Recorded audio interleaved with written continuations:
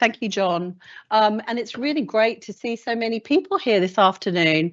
And we've got 3 professors for the price of 1, which I'm really looking forward to introducing and to listening to their talks this afternoon. So we have Professor Angela Daly, Professor Colin Dey, and Professor Sarah Hendry. They've got 15 minutes each. I'll introduce them one at a time, and then we'll take questions all together at the end. So without further ado, if I can invite Professor Angela Daly to come up to the stage. So Angela is the Chair of Law and Technology in our School of Humanities, Social Sciences and Law. I've got that wrong, haven't I?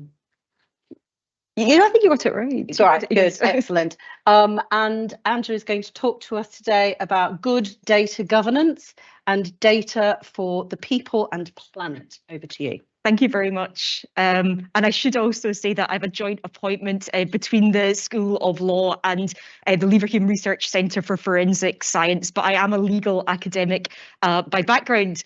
So thanks very much for coming today. Today I'm going to talk about my research and knowledge exchange on the topic of data and digital technologies, which is what I research. And I look at the governance of data and technology and how this has implications for us as individuals, communities, and also nations throughout the world. I'm also increasingly looking at data governance and the environment, and overall how we can promote good data practices for both people and planet. To start with, who has seen this TV series, or maybe who hasn't seen it, Mr. Bates versus the Post Office? You can raise your hand if you like. Yes, a few people, yeah.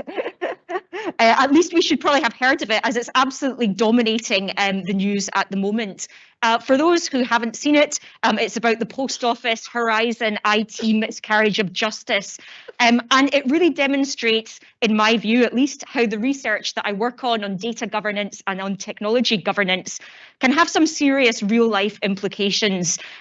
We actually hosted an event about this about 18 months ago between the Leverhulme Research Centre for Forensic Science and the Law School. So I would say we're a bit ahead of the curve in terms of understanding the huge problems and implications as well of this miscarriage of justice.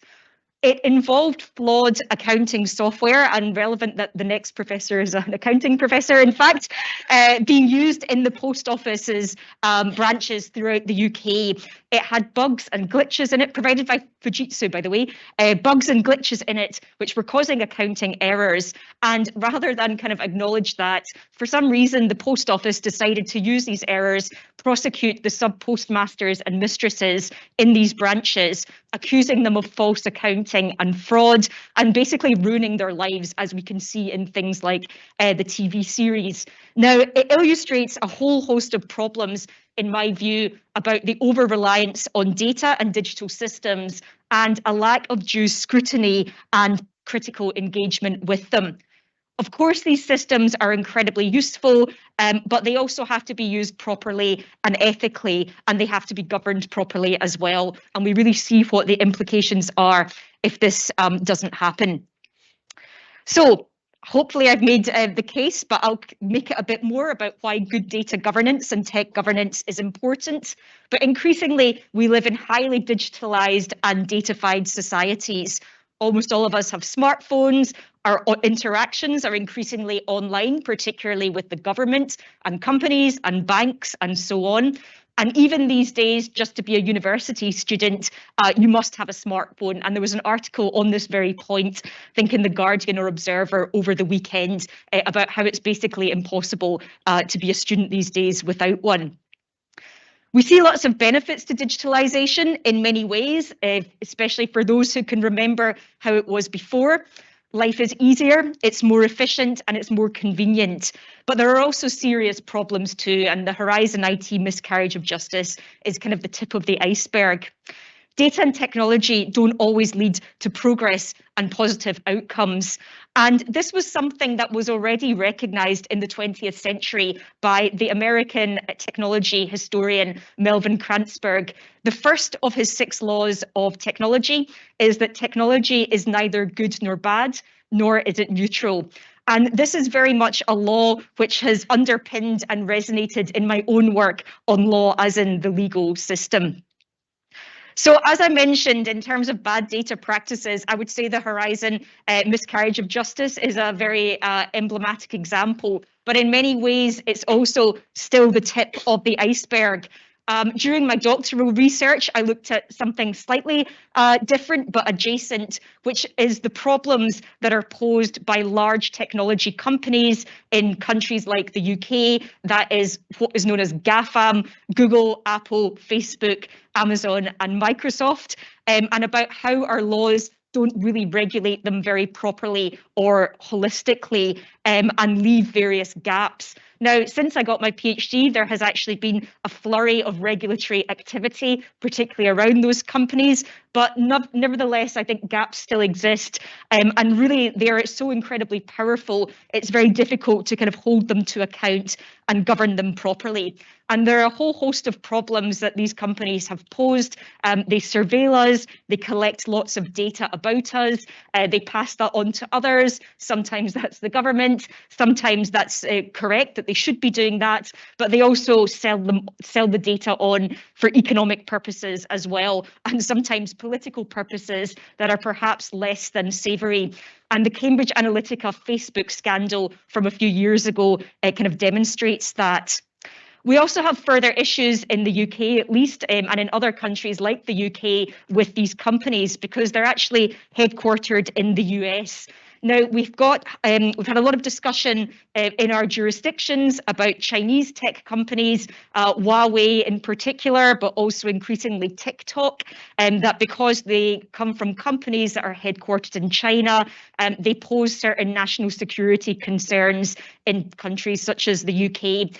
And this has led to countries like the UK restricting them, and in some cases actually excluding them altogether from various national infrastructure projects.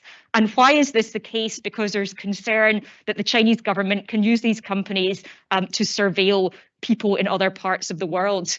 But equally, the same thing is also true of the US technology companies. They have done similar things, and they've also done similar things with US allies, including the UK, have also been involved with this, as we saw from the Edward Snowden revelations to this effect about 10 years ago, that the US and its allies have co-opted these large companies, GAFAM, for purposes such as this. Now, this has re-emerged recently too in the context of the Scottish public sector, because there's been moves to use cloud-based services, particularly from Microsoft, for various functions. Most controversially, the use of Microsoft Azure's cloud to store digital evidence by Police Scotland. Concerns then that you have a US headquartered company storing highly sensitive information such as digital evidence.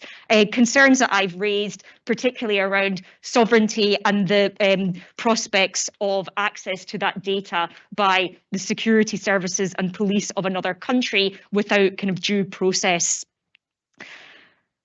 So these issues are amplified with the rollout of artificial intelligence. AI, it relies on large amounts of data, it relies on large amounts of energy and power and essentially resources and money to create AI and to power it. So a whole host of questions are raised about the companies and also governments involved in AI. Who's creating AI? What data is being used to power AI, and for what purposes? And already we're seeing companies and countries using AI in very problematic ways, sometimes that involve bias and discrimination. Okay, though, can we do better? That's all quite depressing, but is there some good here? And can we kind of do better in terms of using data in better, more appropriate, more ethical ways that would be more community-oriented, people-friendly, environmentally friendly as well? Well, we can, although it's maybe not so easy or not so prominent. But in a book that I edited with a couple of colleagues called Good Data, we tried to do this. We tried to present a more optimistic effort and attempt at understanding data and data governance, highlighting good practices, and setting out visions for how data can be done better than what we've got already. Still somewhat of a utopian project, I guess, but at least the alternatives are there, and this is something that we need to work towards. This is becoming more and more crucial when it comes to the environment and data, and some of my recent work is on this topic. Typically, environmental concerns have not really been something which has been part of the conversation around data and data governance. In law, at least, that tends to be something, if dealt with at all, by energy, environmental regulation. But really, this can't be ignored anymore. On the one hand, it's very clear that we have climate change upon us. And on the other hand, we're increasingly understanding what the costs to the environment of data actually are. Like data and technology more generally, there's a good and bad side to this, and arguably a not neutral side as well. The good side is that data can be very important and key to understanding things like attaining, implementing and auditing the UN Sustainable Development Goals, and that clearly is a good and appropriate use of data. But there's increasing recognition, as I mentioned, of the downside of this, of the environmental costs. Data, digital data, doesn't just exist in the ether. It has a real kind of material aspect to it. So the data that we use and generate, particularly in cloud services, doesn't just kind of exist in nothing. There are a whole host of data centers that are needed to kind of power this. And data centers need data, they need energy, and that can produce like CO2, particularly if we're looking at non-renewable energy sources. This is a huge issue for artificial intelligence because AI needs a lot of data, therefore it needs a lot of energy and a lot of data centres. And already this is causing practical issues in the UK, that there are areas of West London where it's unlikely that there are going to be any new housing developments because there are too many data centres there already and the electricity grid can't actually cope with any new connections, including to houses. And not only is there competition over electricity, but there's also competition over drinking water, in fact, in these same areas of London, because the data centres require large amounts of water to cool them down because they overheat. So that's obviously quite problematic. Another aspect of the equipment that data is powered with is that there are serious environmental and also labour issues around the kinds of rare earth minerals and metals that are needed to create our smartphones and computers, etc. So one such metal, cobalt, is mined in the Democratic Republic of Congo, and children are among those who mine it, and the conditions in which people mine it are really quite hazardous. So clearly that is a problem too. In the Scottish context, we're not immune from this. And in fact, there recently has opened a wind farm in the Kintyre Peninsula. All of the output of this wind farm is going to power Amazon data centres. So while, of course, Amazon needs to decarbonise, many of you will know already that in Scotland, we've pre-existing problems around things like the concentration of land ownership, the cost of land as well. And in my view, at least, having large international tech behemoths added to the mix is probably not going to help matters. Okay, so in terms of kind of a few more solutions in some of the current projects that I'm working with, and yes, of course, I still engage in a lot of critique, but to try and be a little bit more positive, there are a few things that we can do practically as well. So firstly, coming out of the final report of the independent expert group on unlocking the value of data to the Scottish Government, which I chaired, one of our key recommendations was more public engagement and participation in how data is used and governed, particularly when it comes to data that is held by the public sector. In Scotland, a lot of that data is health data, but not exclusively so. And that data can actually be accessed and used under certain circumstances by corporations. So we in our view as the independent expert group, the public should be giving more input into this data use. And also, if value is being generated from it, that value should be shared with us as well. But we certainly need to have more understanding and also ensure that what's happening produces public benefit and is legal and ethical as well. Another solution too, especially to the problems of large companies and governments dominating data and data governance, is implementing more commons-based frameworks for data governance, which displace some of these powerful interests, or at least attempt to, and try to hold data in more distributed and commonly owned ways. And the Digital Commons Policy Council, the DCPC, is an international think tank of which I'm a founding member and promotes the goals in terms of commons use, commons frameworks over data. Thirdly, we also need a more joined up and holistic conversation around data and data governance across sectors and across countries. And I've been co-leading a Scottish University's Insight Institute programme on this topic, and we have our final conference, a hybrid conference in Glasgow at the University of Strathclyde and online at the end of this month, where we will be discussing many of these matters in more detail and with solutions and involving policymakers and academics.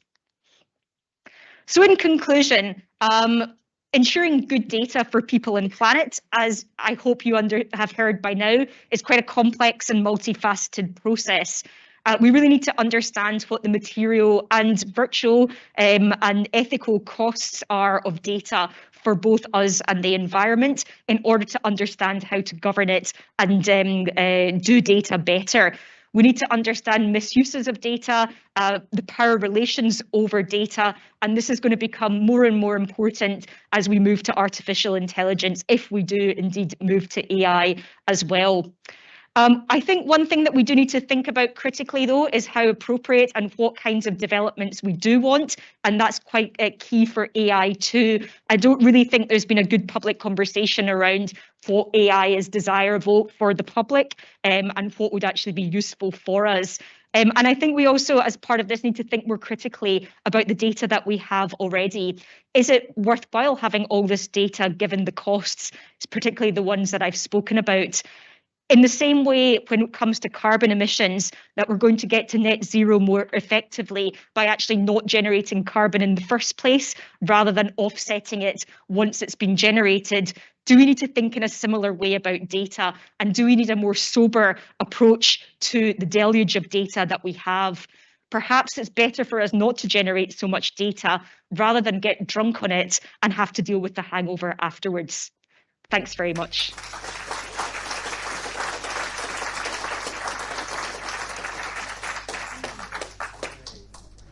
Thank you, Angela. That was absolutely fascinating. I think staying with a similar but slightly different theme, I'm really delighted to introduce Professor Colin Dey, who is Chair of Sustainability Accounting and is going to talk about activism and accounting. Good grief. Thank you very much for the introduction, Lizanne. Afternoon, everybody. Great to see so many people here. I'm a graduate of Dundee University many moons ago and started my career, so it's a real privilege to be back here. And the reason I started my career in Dundee all those years ago is because of the expertise that Dundee had in accounting for sustainability. And as you may have heard in the previous session, Dundee has had a real tradition of leadership in that area. So we've had 3 professors of accounting speaking at these Discovery Day talks this year, and it's great to see Dundee becoming a real centre of excellence in that area again. So how do we bring about transformation? Dundee University has a strategic focus on social purpose and transformation. And how do we get there from where we are now? And I think to address that, we need to have some understanding of how change happens. You know, we've heard a lot about interdisciplinarity in these lectures so far, and I think any kind of serious engagement with the sustainability agenda needs to be interdisciplinary. But what I want to do in this talk is make the case for 2 things in particular: for activism and for accounting as indispensable elements in that change process. In other words, we can't get to a more sustainable world unless we can think like activists and unless we can use accounting as a tool to achieve that aim. And in fact, as Angela very well demonstrated in her talk, one example perhaps right now of some of those issues is the Post Office Horizon scandal. So, you know, that's perhaps something that we can have in the back of our minds. So I also realised that for many of you, perhaps accounting might seem like a pretty strange place to start. And, you know, accounting is a subject that does have a little bit of an image problem. I'm not going to shy away from it. And as you can see on the graphic there, it's a bit of an issue. The classic stereotype of the boring geeky white male bean counter. And in fact, it's funny to think tomorrow there's a lecture on how forensic science might be a subject that's too sexy. And I don't think I've got that problem today, to be honest. Let's face it. You know, so I mean, things have changed a bit, and we've got Hollywood blockbusters, you know, coming into this sort of idea that would have been unthinkable previously. But these portrayals are still fictional; they're still detached from reality. But you know, hopefully nobody would ever try and stereotype me. There we go. Yeah, again. So, you know, that's the best joke in the presentation. So, you know, you better laugh at that one. But yes, I think the thing is, in reality, accounting does actually play an extremely powerful role in making worlds, economic worlds, business worlds, the natural world, visible, thinkable, and knowable. I love this cartoon, which kind of captures that idea of the dark arts of corporate accounting. It's maybe sort of playing to the idea of the sort of creative accounting idea that you've probably heard of. The other funny thing about this cartoon, it actually has a direct correspondence to one of the most seminal and important accounting articles of all time, in my opinion. This paper by Ruth Hines in 1988, and you can see how the language in the cartoon and the language in the title of the paper correspond so closely. And it really captures that idea that accounting shapes and legitimizes how we make sense of the business world, the natural world, and other worlds. Now, a more sustainable world, in my view, also will have to be a more accountable world. You know, we can't get there without accountability. And the United Nations Sustainable Development Goals, as many of you will be familiar with, represent a kind of essential, fundamental benchmark that helps us address that challenge. But, you know, are we meeting these goals? And when we think about the halfway point of the SDGs as we head to 2030, for some people, progress is not enough. And, you know, this image by Jem Bendel kind of subverts the SDGs into the Sustainable Development own goals. And I think it's an important point, really, then, from the perspective of progress. Maybe that's not been enough. And for me, in teaching and researching this subject, one of the key areas that is a factor here is the progress that's been made by corporations towards sustainable transformation. And we need to take stock, I think, of corporate engagement with sustainability.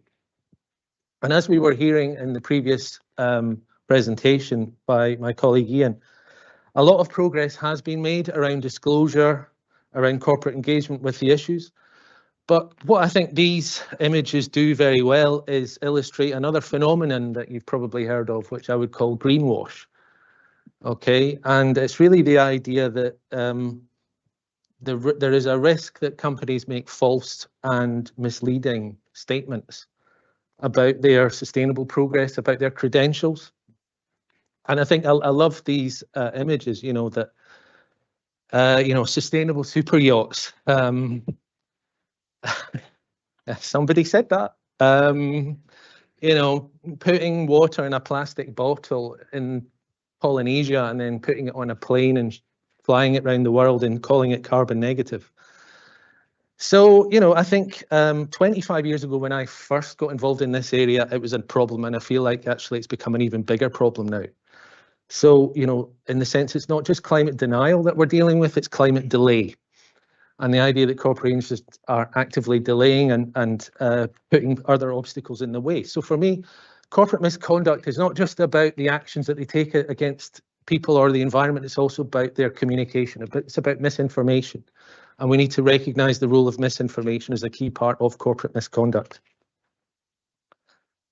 So this idea of activism is something that I want to focus on in the presentation. And as you can see here, activism is visual. It's about subverting, it's about parody. It's also about expert knowledge. And so I'm interested in the role then of campaigning organisations and social movements. The practice of activism as a way to initiate conflict, controversy, exert influence and intervene in situations where conduct is seen as unacceptable. So I think knowledge has a big role to play in activism, but it's also about communication, simplicity, and subverting official versions and official accounts. And so it's this theme of kind of subverting, challenging, and initiating conflict. Some of these themes are the things that really come to the fore when we look at the role of accounting. So here are some examples of where activist campaign groups have constructed their own accounts of target entities or target issues that they regard as being guilty or responsible for some kind of unacceptable conduct. And a few things that jump out immediately. First of all, these documents tend to take the official documents, the official accounts produced by those organisations, and kind of subvert them. They use the original imagery, but they kind of subvert them and flip them round. You'll also notice that these companies they're big companies and they operate in industries that are controversial. So mining, fast food, oil and gas, and so on. And often these are the kind of environments where these kind of conflicts arise. So another example of this that I've studied, in addition to these, is tobacco. So I've looked at various examples of conflicts between campaigners and industry. But this one is one of my favourites, so I'm going to focus in on this.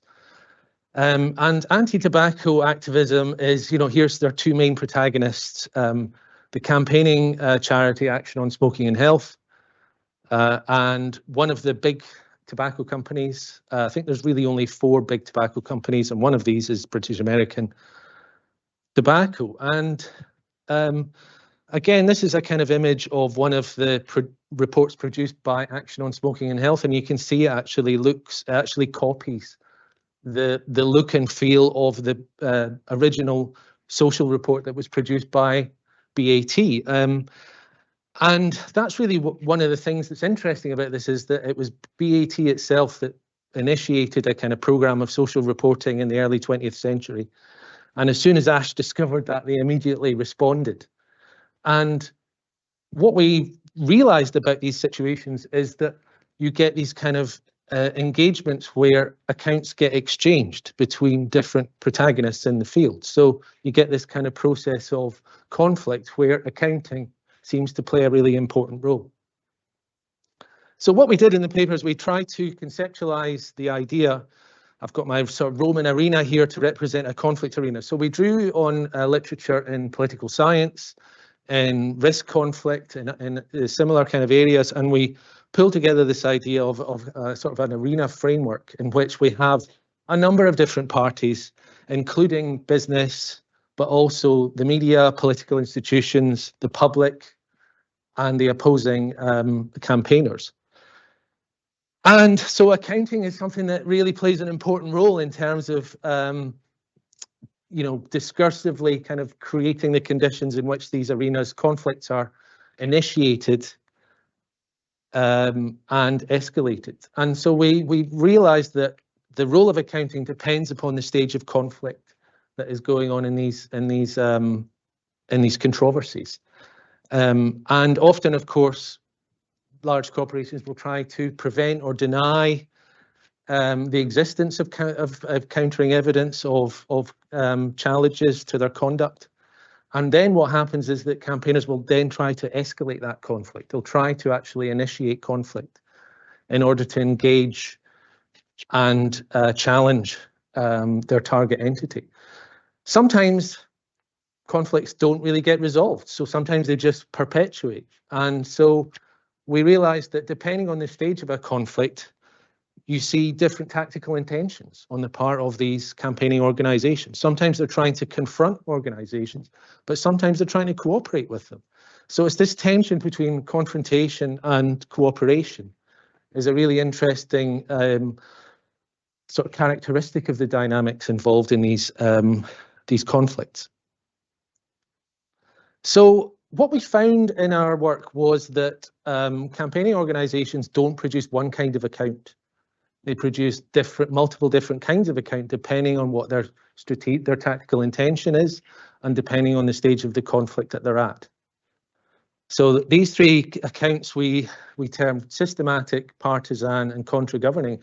And the reason they're different is because they provide different kinds of knowledge and they seek different kinds of transformation.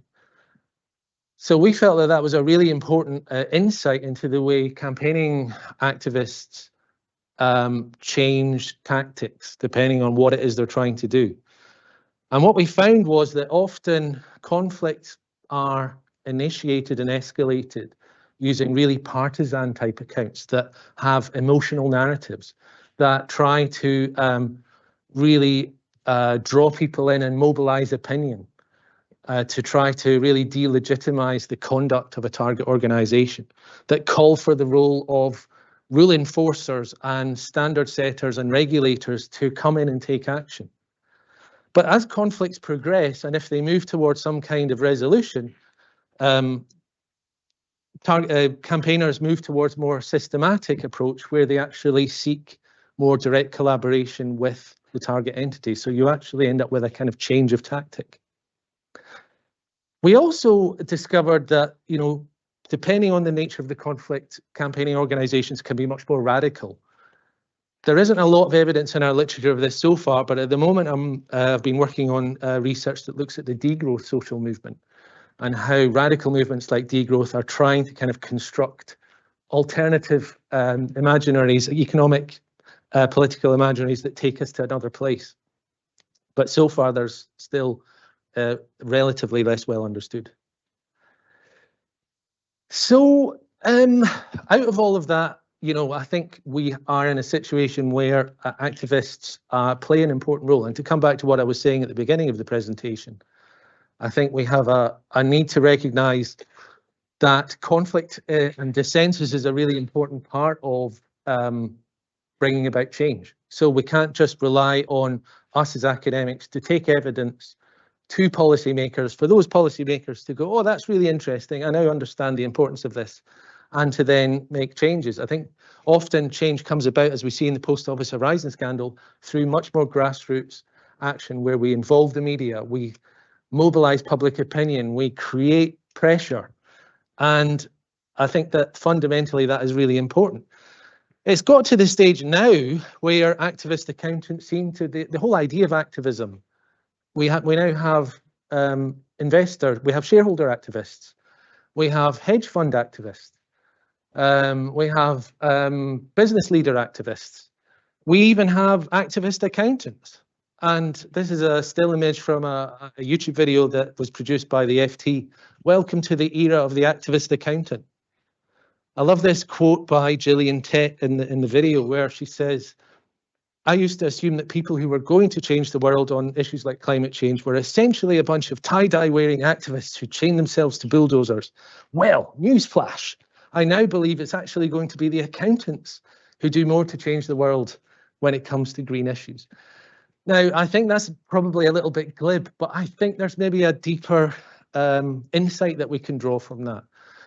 And for me, that comes to some of the issues that my colleague Ian was talking about earlier in relation to the urgency that we have right now to address climate change.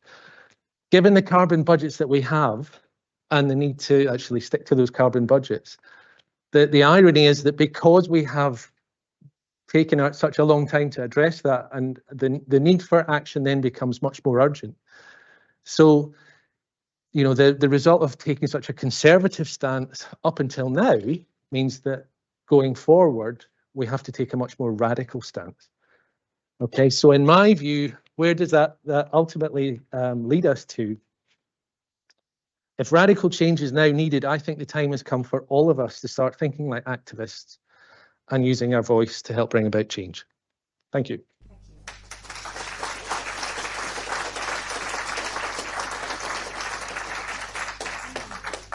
Thank you, Colin. So now we've got activism through data and accounts.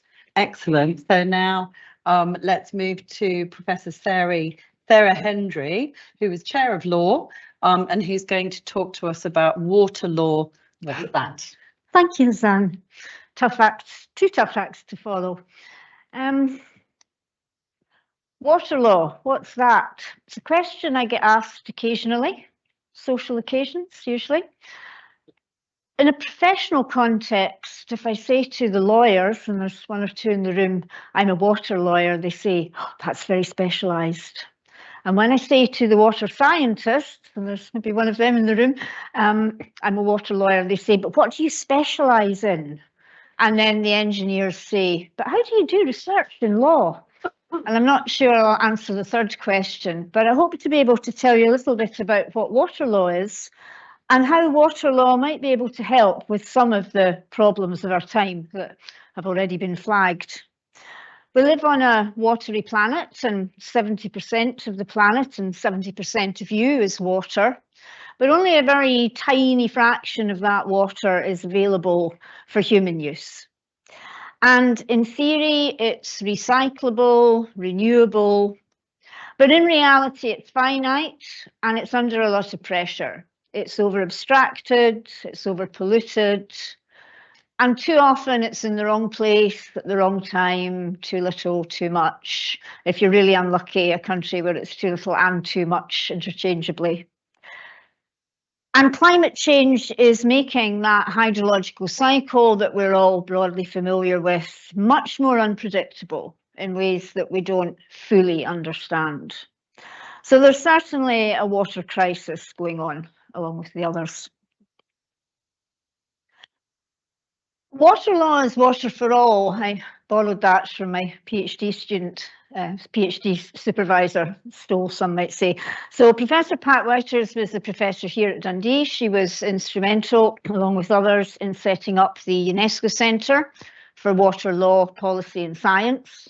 And that centre is still here and flourishing. And the name of that centre indicates to us that interdisciplinary nature of water and that need to build water policy on the basis of the science, and then to develop law to implement that policy. And that law then has to strike the tricky balance of being rigid enough to be a law and flexible enough to cope with rapid change. And Pat was a transboundary lawyer. She was interested in transboundary waters between states, but I'm a national water lawyer. I'm interested in domestic law. I like to prod the transboundary lawyers occasionally by reminding them that without the domestic law, none of their treaties will be implemented. And I think that broadly, national water lawyers would look at 4 main areas. We're interested in the legal structures for managing water in catchments in river basins. And none of the impacts that humans have on water, they don't generally happen in water. They happen on land and reach the water later. We're interested in rules on water allocation, whether that's through a rights-based system or licensing or some combination of the 2. It's not particularly my specialism. If I have to tell the scientists what I specialise in, I'd probably say water pollution and water quality. Started as an environmental lawyer, and that's really my first interest. But I guess I've spent most of my professional life in water looking at the regulation and the governance of water services, of drinking water, wastewater, and sanitation. So I'll say a little bit more about both of them in a moment. We've seen the SDGs in all the talks today, and that's a good thing, I think. You know, they are meant to be universal in their application and universal in their scope. And water has a goal, And that goal covers all of the things of interest to national water lawyers. It covers allocation and pollution, but quite properly, the first two parts of that goal are on universal access to drinking water and universal access to sanitation. But water is a cross-cutting goal. So whether we're thinking about health or food or gender, doesn't matter which of the other 16 goals we pick, water will be relevant to that. Managing water will be relevant to achieving that goal. It's a busy slide. There are a couple of people in this audience who really don't like this slide, but I'll put it up anyway to give some indication of the breadth and complexity of the legal regimes that are involved in managing both water and the environment. So down at the bottom, I'm not going to use the pointer, it will go horribly wrong. Down at the bottom, those core aspects of national water law with IWRM, water resource management, and then allocation and pollution and services. And then on one side of the slide, what I would call strategic or structural regimes, environmental management, land use planning, governance regimes around information flows and participation. On the other side, some of the many sectoral uses of water, whether that's food or energy or mining. There's a lot of water in that table. And Angela's already referred to the amount of water it takes to run a data centre. And sometimes we overlook that hidden water. I mean, people talk about virtual water in food, but there's virtual water in everything. It's a factor of production. Maybe it's not valued quite right, Colin? Yeah. So it has a lot of sectoral uses. There are a lot of interlinked policy and legal frameworks. And then at the top, but it could be in a bubble round the hole, the twin crises, the biodiversity crisis and the climate crisis. And at the moment, it's interesting, the Scottish Government has a wide programme at the moment of legislative and policy initiatives in the environmental space. There's a whole lot of things. There are bills in Parliament, there are proposals for bills. The biodiversity strategy has just been finalised. Within that, there will be targets for water quality, amongst many other things. And it's really important that those policy targets are joined up in some way. And joined up policy is a real problem in my world because there are so many policy spheres and so many sets of legal arrangements. And where targets are being created across a suite of interlinked policies, whether that's domestically or internationally, and when those targets are also creating obligations on a wide set of public authorities who may or may not work well together, the picture can get quite messy. And quite a lot of what we do in water law and policy and science is about trying to match up those targets and those policy goals. I'm going to spend a little bit of time thinking about how lucky we are here in Scotland. And in that first slide, it is pretty well luck and geography. We live in a small country with a low population density and lots of fresh water. Our per capita water supply is very, very high. And our population density is condensed in the middle of the country, which means that a lot of our water resources are in a pretty good state. Now, data is not only big and messy, it's also unreliable, and that's certainly true for data on water. The data that the UN has is very different to the data that the EU has in terms of its reliability and the things that it's trying to measure and the way that it's reported on and the consistency of that reporting. So UN says that around 60% of global water bodies have good ambient quality, but not every country is reporting on those measures, which are under the SDGs, the indicators for the SDGs. EU-wide, there's a much more rigid regime and much better reporting, much fuller reporting. So the Water Framework Directive sets standards and targets for good ecological status, and EU-wide, the last set of reporting, about 40% of surface water bodies were at good ecological status. And in Scotland, where we're using those same framework directive tests, it's 87%, and it will be up above 90. So we're doing very well in terms of water quality, and that's as much a matter of luck and geography as it is our excellent practice. Although we do have good practice as well.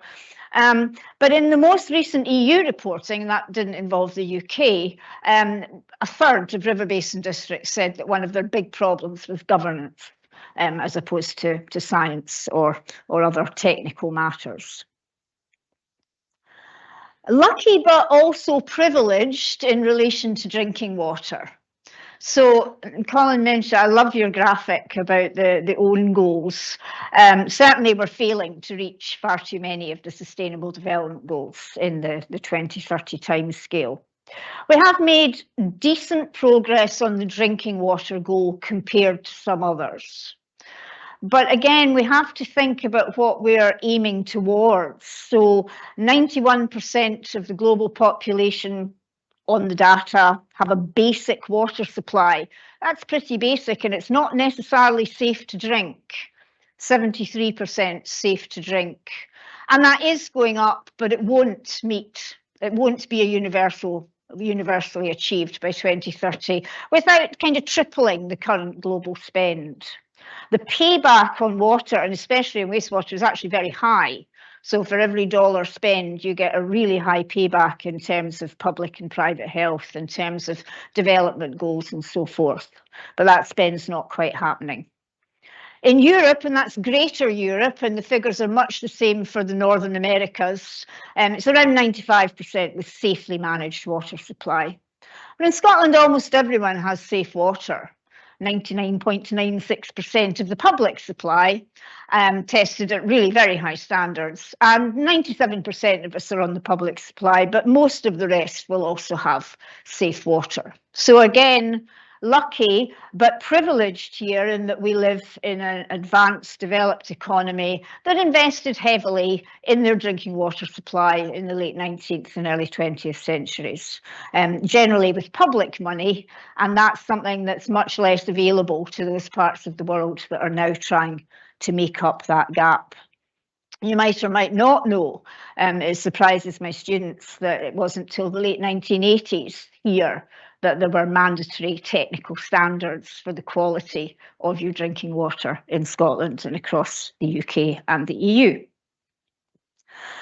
Also lucky and privileged, although there are many problems around wastewater treatment. So again, globally, 81% have basic sanitation. Well, that's really basic, and it's neither safe nor healthy nor adequate, which are some of the other words that are sometimes used to measure supply. 50%, 57% have a safely managed sanitation system. And that may or may not be wastewater, flushed wastewater. We could argue a lot, we won't do it today, about the pluses and minuses of wasting lots of water, flushing away very small amounts of human waste. It probably wasn't the best idea in resource terms in the late 19th century. Interestingly, BME did a survey and it beat everything, antibiotics, everything else from doctors, of the single greatest public health initiative was sewers. But it wastes a lot of water. However, for us as a consumer, as an individual in a household, it's absolutely the gold standard, is it? Out of sight and out of mind.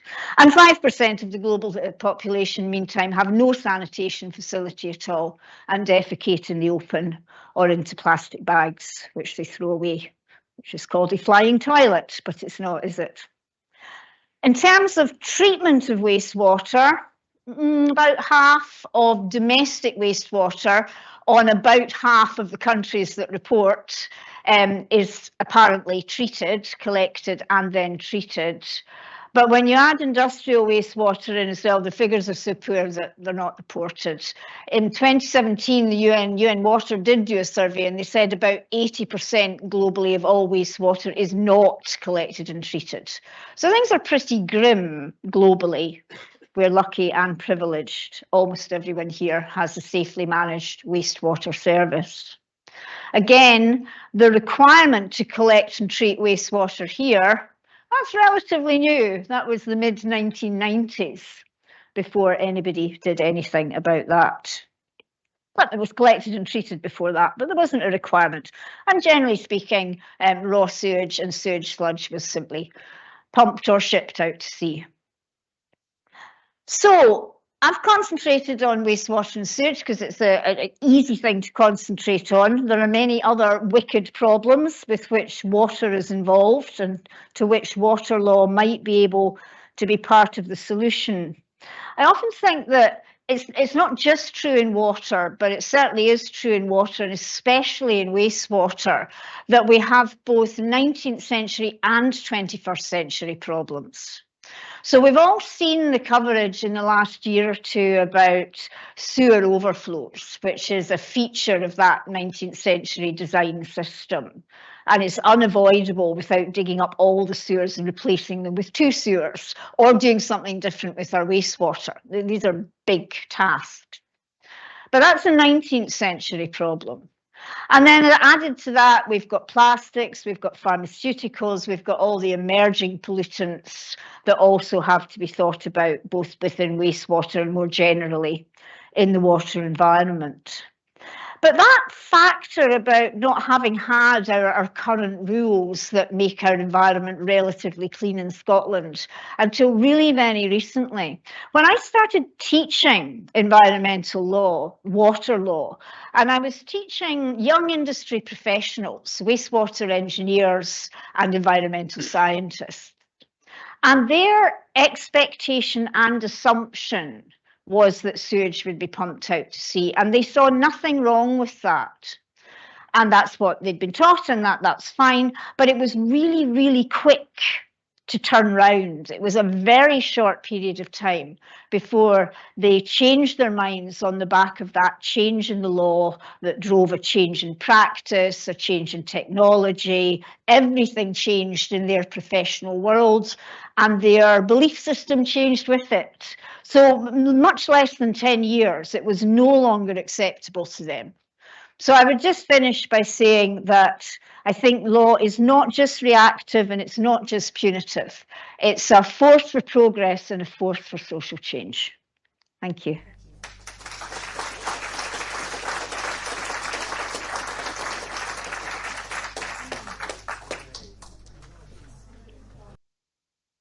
Thank you. That was absolutely fascinating. Okay, so I've asked you to remember all of your questions. We've got hands up already. Excellent. Good to see some keen people. So first question up there, if you can wait for the mic so that the people online can hear.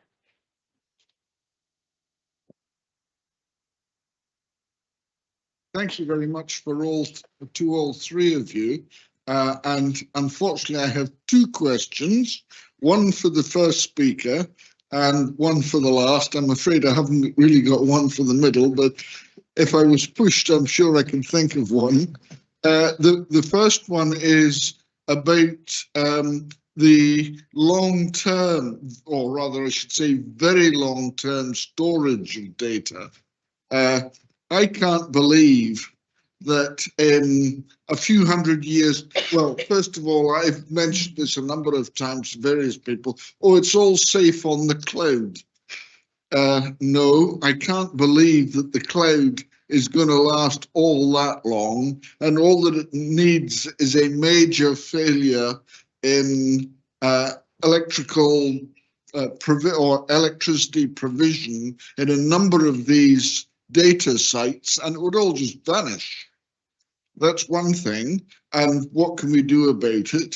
And then thirdly, about the water law, does it water law, I mean, you mentioned all about fresh water, yes.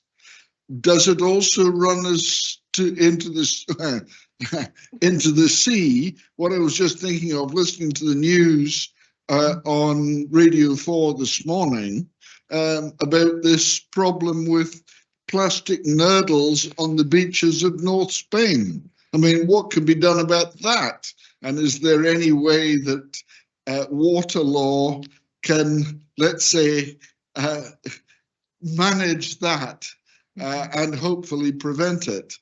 Thank you.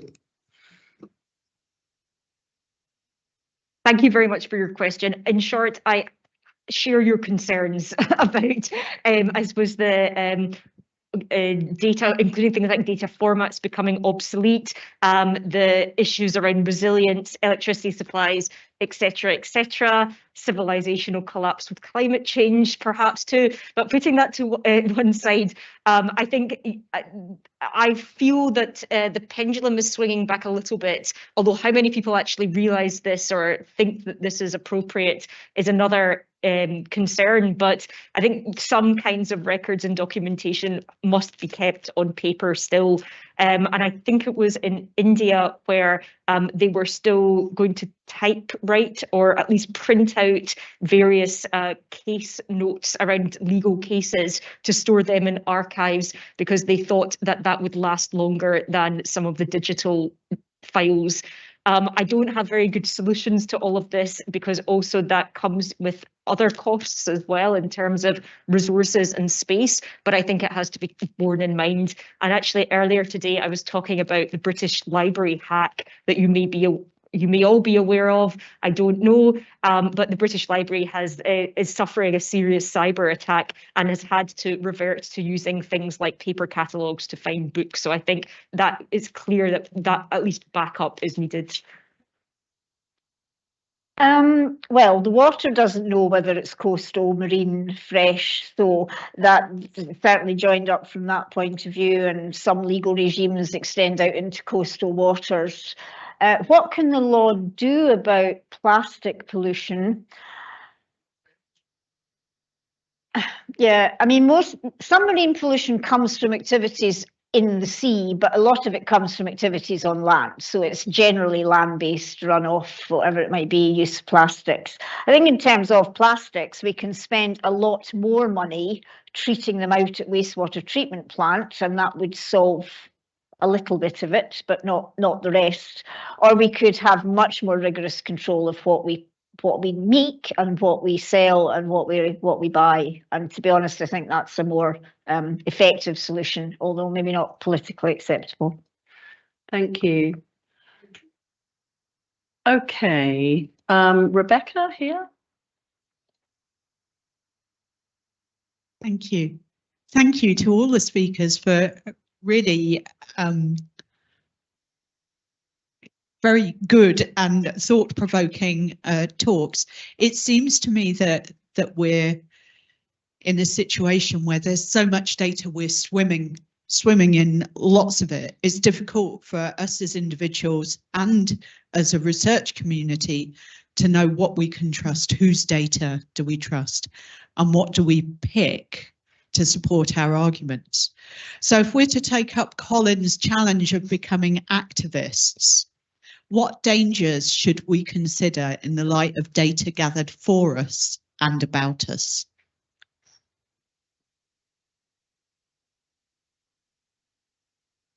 I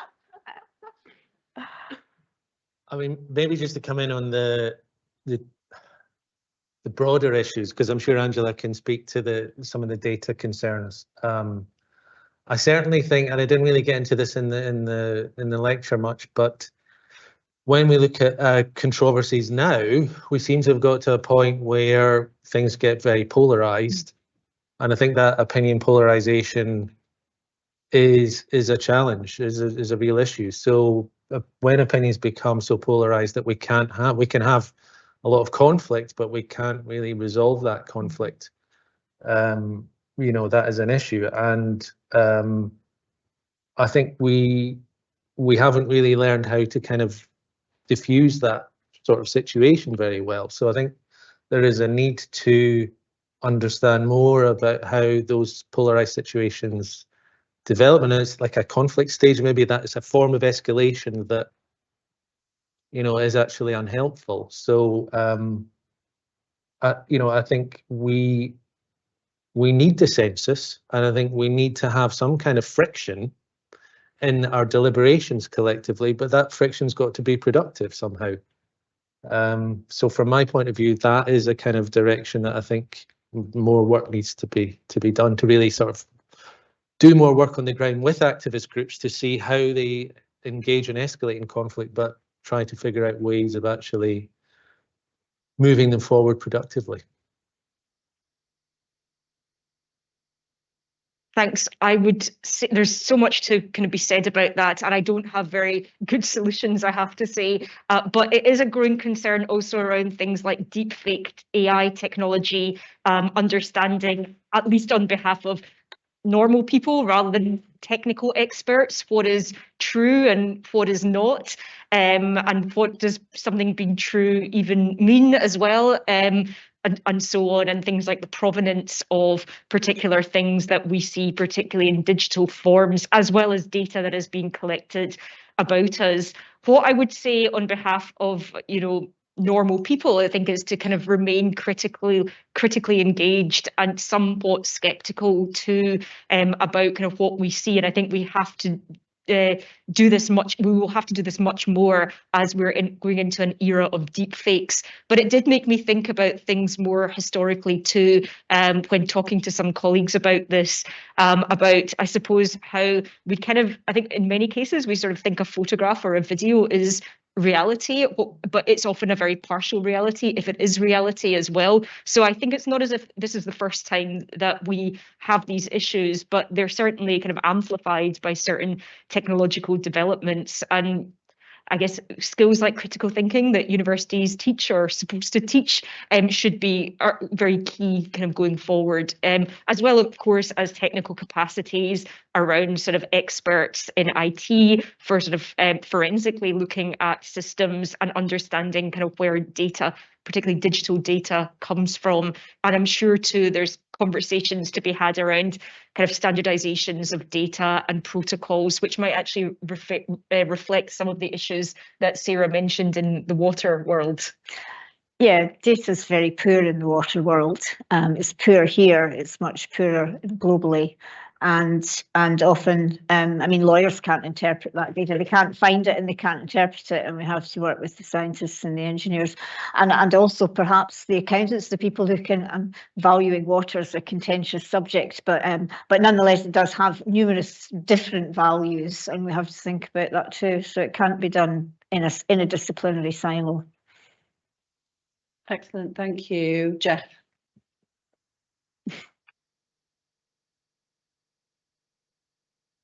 I've got a question for Sarah, please. If, or I should probably say when, you are the President of the Republic of Scotland, in the field of water, what's the one law that you would bring in or change first? I used to play a game with my SEPA students from the environmental regulator and ask them what they would ban, what would be the first thing that they would ban. But the first thing I would ban would be antibacterial sprays for domestic use, because I think it's just not, I mean, some households might have a particular medical need for it. And then if you want a big solution, then you rip up the wastewater system, I say, and replace it with a different wastewater system that isn't a wastewater system. But I think I'd probably start with more controls around some of the things that we routinely buy and use without thinking about the problems behind them. Great, thank you. And I think there's a question here. Yeah.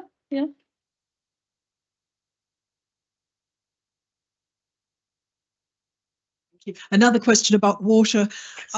Many conflicts are caused by climate change induced drought, many African countries, famines and mass migration. And it's, I just wondered what can be done there. We see in flooding, the effects of flooding,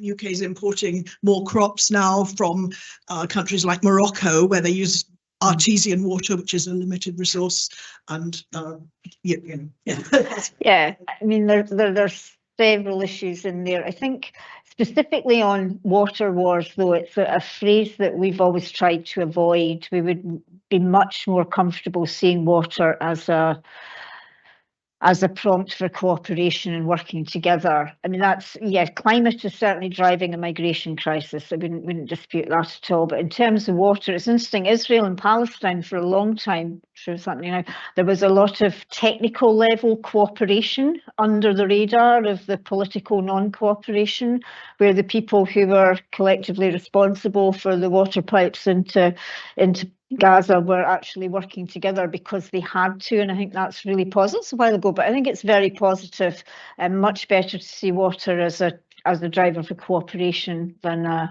driver for conflict. But that's not to belittle, and there would be many longer answers. Thank you. Another question from the floor at the back here, please. Okay.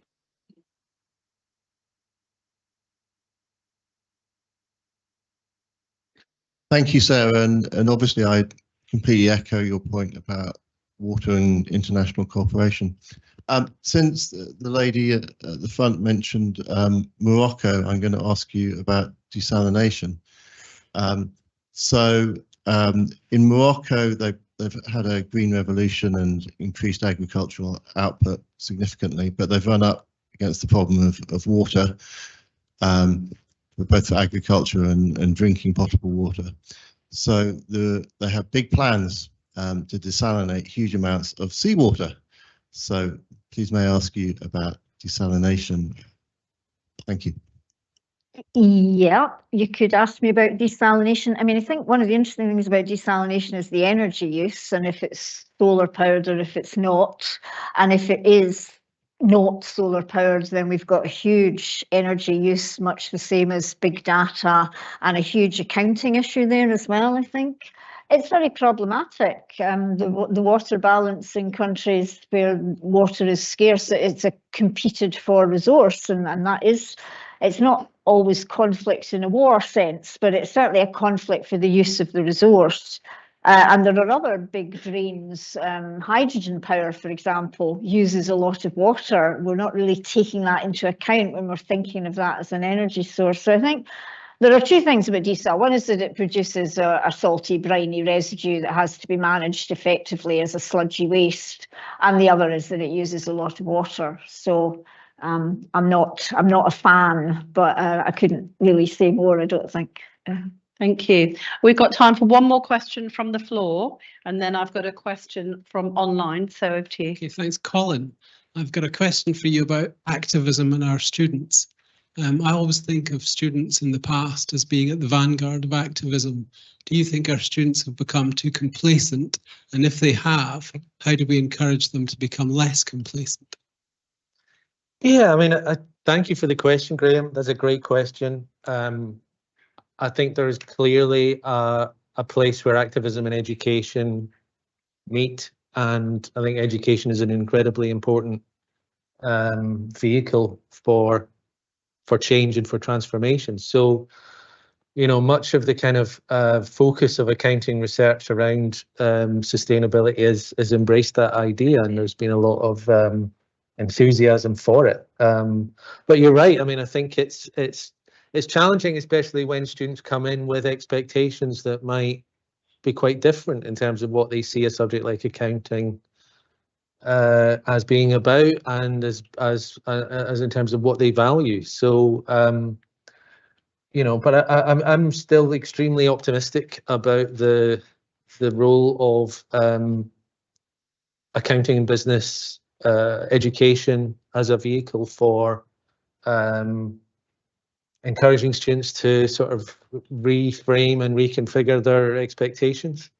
And I think a lot of excellent work has been done, you know, in our field. And I think we discussed a little bit in the previous session, you know, what we need to do and where we need to go. And I think, you know, I really think that we need to keep pushing. We need to get more into the curriculum. We need to think about the benchmarks that are in our curriculum, and I think there will be work ongoing in that area. So, you know, I don't dismiss the difficulties, but I think things are going in the right direction. Thank you. A question from our audience online for you, Angela. Might be a bit of an unfair question, but in your opinion, Who was at fault or to blame for the post office scandal? I think there was many feelings on behalf of many institutions. I've looked at it more from the kind of data digital evidence aspect, but clearly there are huge problems with the post office as an institution, with whoever was kind of overseeing the post office, which I guess is the government. Also the legal system, particularly, but not exclusively, in England and Wales, where there are presumptions in the system that data from computers is accurate. And I think anyone who knows anything about computers would see that as a kind of absurd as presumption, but that also exists as well. I mean, Fujitsu were up to no good, I would say too. So I think there's a kind of a whole host of institutional failings, and we're beginning to kind of see that play out a lot more, really thanks to the TV series, because it's been a slow burning, obviously not for the people involved, but it's not had a huge amount of publicity until now, but suddenly things are beginning to happen politically around this now. But I think failings on behalf of many, many institutions and individuals within those institutions as well. Yeah. Thank you. Thank you all of our panel for, I think you'll agree, have been a really good session. And thank you all of you for your excellent questions that have allowed us to take forward the discussion this afternoon. So thank you.